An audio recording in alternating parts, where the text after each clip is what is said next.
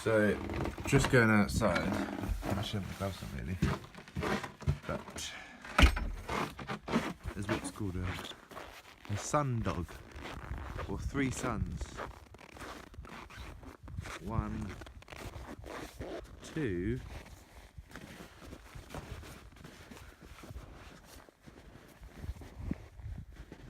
3.